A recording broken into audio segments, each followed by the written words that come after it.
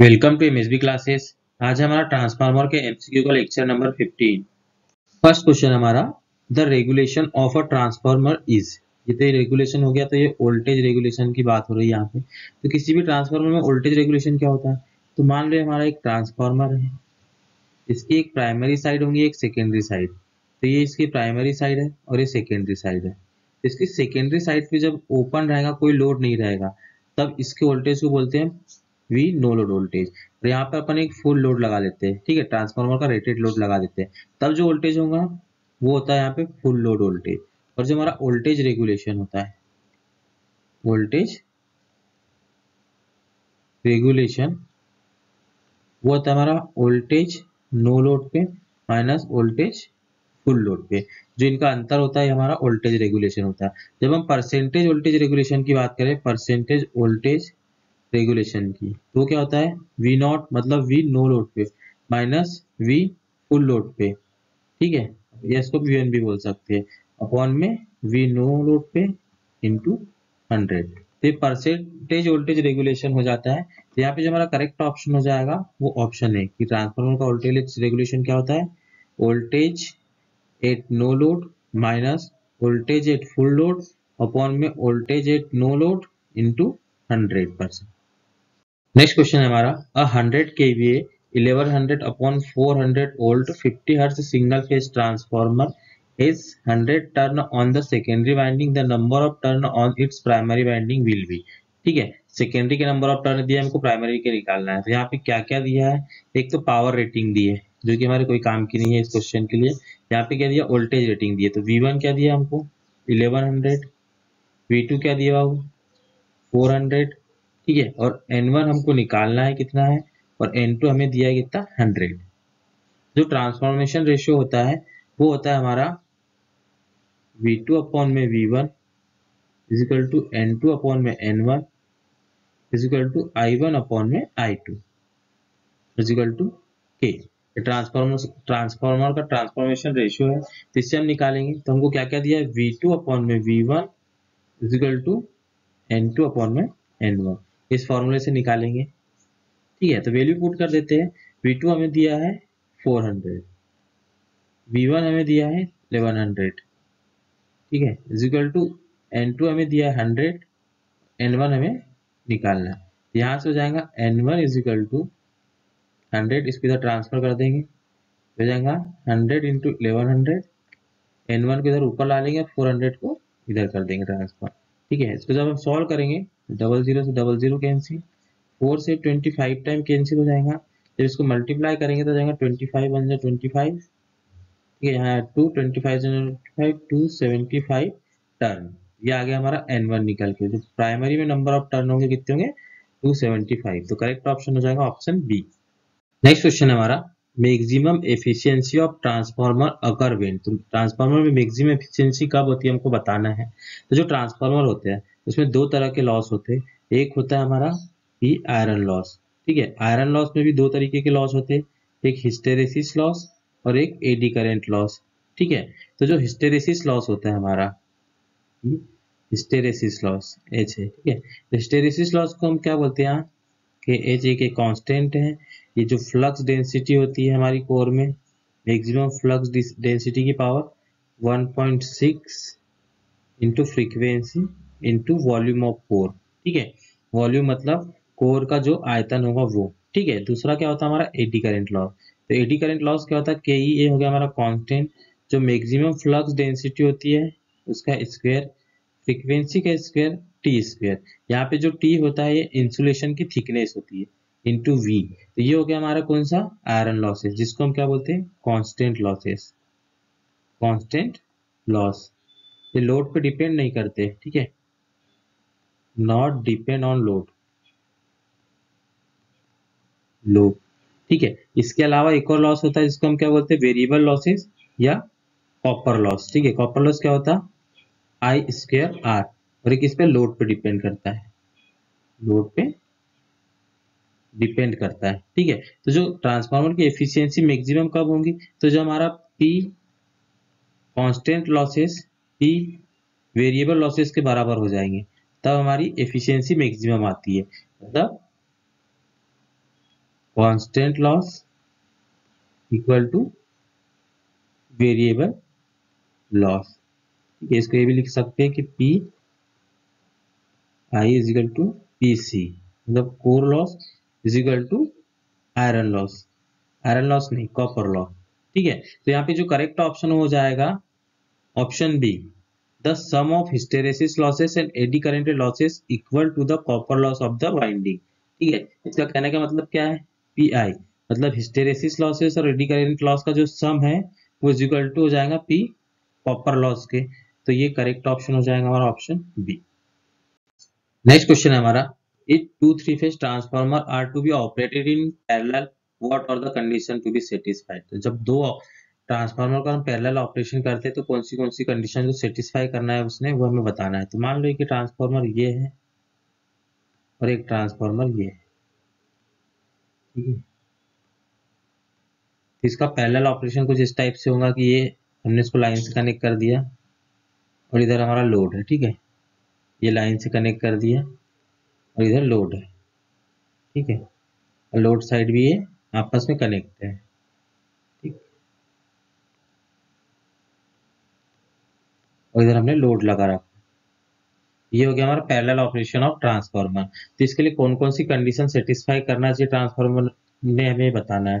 ठीक है, तो इसके लिए पहली कंडीशन होगी कि सेम पोलैरिटी होना चाहिए, सेम पोलैरिटी होना चाहिए ट्रांसफार्मर की। ठीक है, जैसे हमने प्राइमरी साइड को लाइन में लगाया है और सेकेंडरी साइड को किधर लगाया है, हमने लोड साइड लगाया है, तो इसकी पोलैरिटी सेम होना चाहिए। सेकेंड होगा कि same voltage ratio end voltage rating होना चाहिए। ठीक है, वोल्टेज रेशियो सेम होना चाहिए, वोल्टेज रेशियो सेम होना चाहिए मतलब वोल्टेज रेटिंग सेम होना चाहिए, वोल्टेज रेटिंग। जैसे ट्रांसफार्मर हमारा 11 केवी 11 केवी अपॉन 440 वोल्ट का है, तो ये भी हमारा 11 केवी अपॉन में 440 वोल्ट का होना चाहिए। मतलब इनकी दोनों की वोल्टेज रेटिंग कैसी होना चाहिए, सेम होना चाहिए। इसके अलावा उसका जो फेज सीक्वेंस है वो भी सेम होना चाहिए, फेज सीक्वेंस सेम होना चाहिए। मतलब इधर जब आर वाई बी कनेक्ट करेंगे तो same to same R Y B phase का सीक्वेंस कनेक्ट होना चाहिए। ठीक है, ऐसी सेकेंडरी में आर वाई बी से ही आर वाई बी कनेक्ट होना चाहिए, मतलब दोनों का फेज सीक्वेंस कैसा होना चाहिए, सेम होना चाहिए। और इसके अलावा क्या फोर्थ हो जाता है कि जो इसका जीरो फेज डिफरेंस होना चाहिए, मतलब जो ट्रांसफॉर्मर होता है वो सेम फेज ग्रुप के होना चाहिए, जिसका आउटपुट होता है इसमें जीरो फेज सीक्वेंस होना चाहिए। ठीक है, तो ये ऑप्शन देख लेते हैं हमें यहाँ पे क्या क्या दिया है। तो फर्स्ट ऑप्शन दिया है कि same voltage ratio and same voltage referring to the primary and secondary of the transformer to be connected in parallel. ठीक है, मतलब सेम वोल्टेज रेशियो होना चाहिए। नेक्स्ट क्या है, the phase displacement between primary and secondary must be the same for all transformer connected in parallel. ठीक है, जो ट्रांसफार्मर पैरेलल में कनेक्टेड है तो उनके बीच का जो फेज सीक्वेंस होना चाहिए वो सेम होना चाहिए। नेक्स्ट क्या है, the phase sequence must be same. ठीक है, फेज सीक्वेंस भी सेम होना चाहिए और जो फेज के बीच में डिस्प्लेसमेंट होता है वो भी सेम होना चाहिए। ठीक है, यहाँ पे जो करेक्ट ऑप्शन हो जाएगा ऑप्शन सी हो जाएगा कि ऑल 1 2 3 आर करेक्ट है, तीनों हमारे करेक्ट है। तो पैरेलल ऑपरेशन के लिए क्या क्या कंडीशन देख लिया हमें, सेम पोलैरिटी होना चाहिए, वोल्टेज रेशियो सेम होना चाहिए मतलब वोल्टेज रेटिंग सेम होना चाहिए, फेज सीक्वेंस सेम होना चाहिए और जीरो फेज डिस्प्लेसमेंट होना चाहिए। ठीक है, मतलब जो इसका ट्रांसफार्मर होता है वो अलग अलग कनेक्शन के होते हैं, स्टार कनेक्शन का होता है, डेल्टा कनेक्शन का होता है। तो क्या होता है कि इसमें फेज पे अंतर आ जाता है, जैसे 30 डिग्री प्लस होगा या -30 डिग्री हो जाएगा। तो ये सेम होना चाहिए जो भी ट्रांसफार्मर को हम पैरेलल में कनेक्ट करेंगे। ठीक है, तो करेक्ट ऑप्शन हो गया ऑप्शन थर्ड। नेक्स्ट क्वेश्चन हमारा, transformer has cross section of 60 centimetre square with 500 turn on the primary and 1000 turn on the secondary.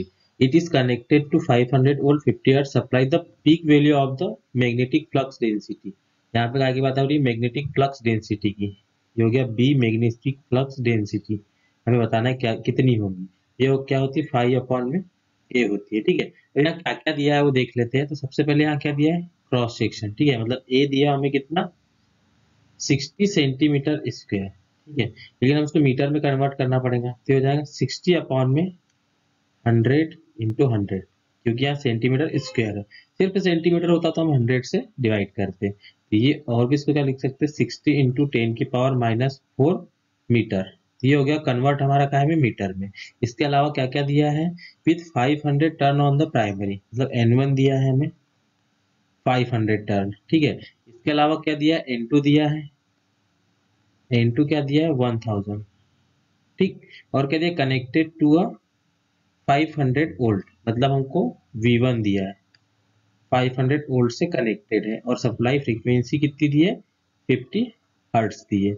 ये सारी चीजें दी है, तो हम देख लेते हैं। हमको पता है कि इसमें जो ईएमएफ इक्वेशन होती है वो होती है V1 इज इक्वल टू 4.44, ठीक है। ये जो ट्रांसफार्मर होता है उसकी ईएमएफ इक्वेशन लिख रहे हैं हम, ठीक है। 4.44 फाई जो होता है मैक्सिमम इंटू एन, यहाँ पे N1 लेंगे अपन क्योंकि इसमें वोल्टेज और टर्न दोनों दिया हुआ है, ठीक है। N1 दे दिया, N1 ले लिया। इसके अलावा यहाँ पे क्या होता है, फ्रीक्वेंसी होती है, ठीक है। तो ये पता चल गई हमको काहे की वैल्यू, ये V1 हमारा, ठीक है। तो हमको यहाँ क्या निकालना है, फ्लक्स डेंसिटी निकालना। तो क्या क्या चाहिए अपने को, फाई चाहिए, A चाहिए, A दिया हमको, फाई निकालना, तो फाई यहाँ से निकाल लेते हैं, जो कि हमारा फ्लक्स है। Maximum flux is equal to V upon में 4.44 phi maximum to the transfer हो गया, ये हो गया N1 F1, ठीक है। ये हमें निकालना था। अब क्या हो गया, B मैक्सिमम डेंसिटी क्या निकल के आएंगे, यहाँ वैल्यू पुट कर देंगे। फाई क्या है, V अपॉन में 4.44 N1 F, ठीक है। और साथ में क्या है, अपॉन में A यहाँ पे जो जो वैल्यू पुट करेंगे तो हमारा जो B मैक्स निकल के आएगा, मैक्सिमम फ्लक्स डेंसिटी। V क्या है हमारा 500 है, ठीक है, प्राइमरी साइड की बात कर रहे हैं। 500 इंटू 4.44 इंटू N1 क्या है, तो N1 हमारा 500 है, ठीक है। इसके अलावा क्या है हमारा F है हमारा 50, और क्या है A, तो ये क्या है 60 into 10⁻⁴।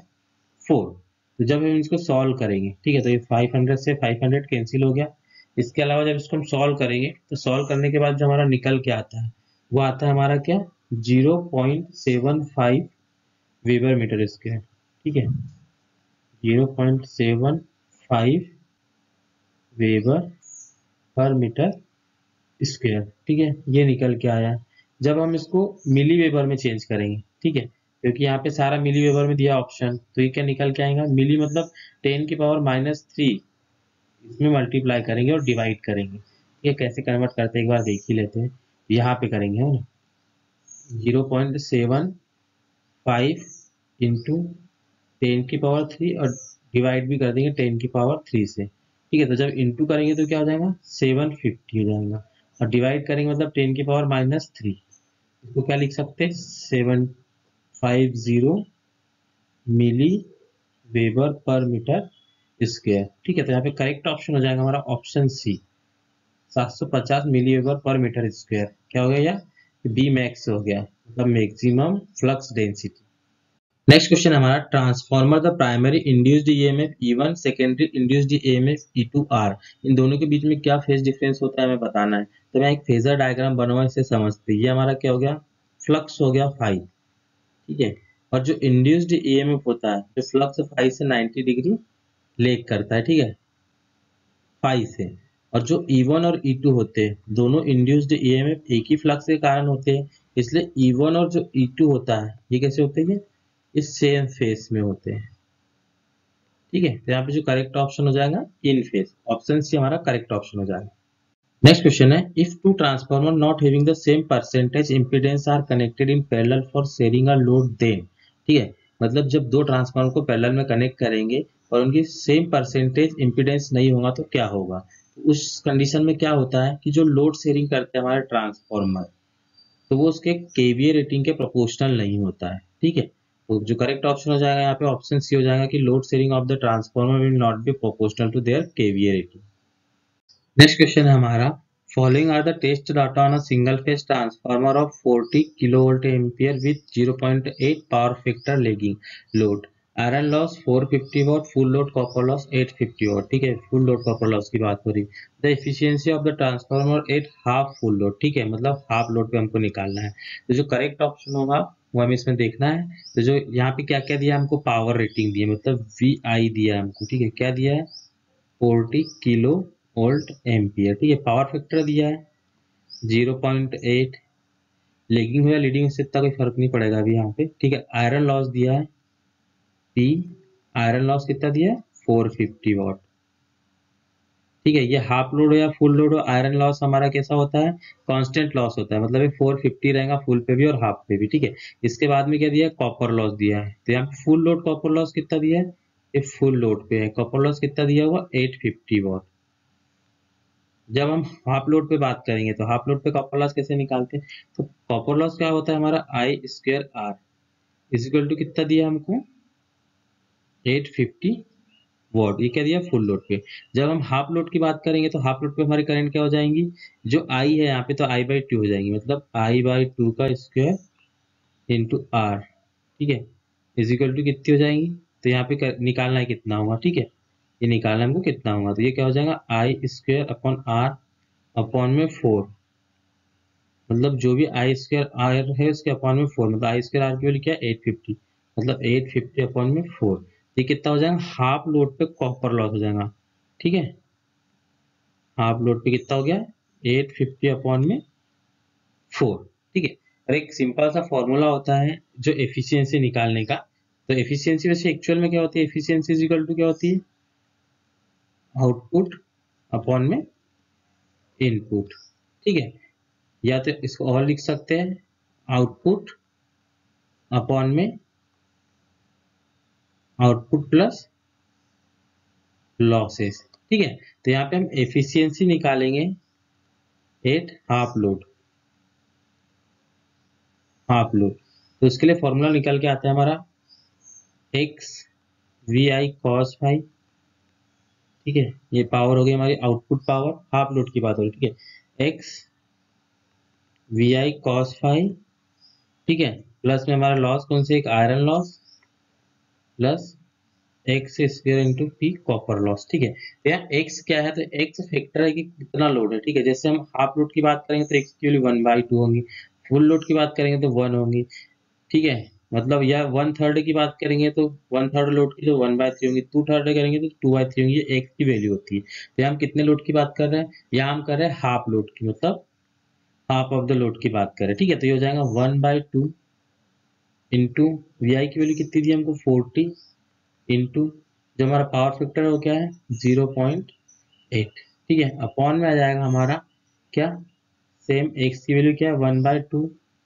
Into 40 into 0.8, iron losses क्या है हमारे, तो आयरन लॉसेस प्लस में लिखना, आयरन लॉसेस प्लस कितना हो गया 450, ये लोड को इफेक्ट नहीं पड़ता है इस पे, आयरन लॉस पे, ये हमेशा कांस्टेंट होता है, तो 450 हो गया।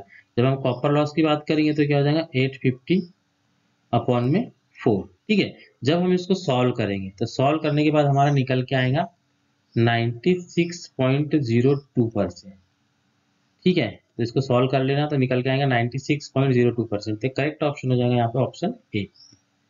नेक्स्ट क्वेश्चन हमारा, the hysteresis and eddy current loss of a single phase transformer working on 230 volt 50 hertz supply are, ये हो गया डब्ल्यू एच, ये हो गया हिस्टेरेसिस और डब्ल्यू हो गया एडी करंट लॉस रिस्पेक्टिवली।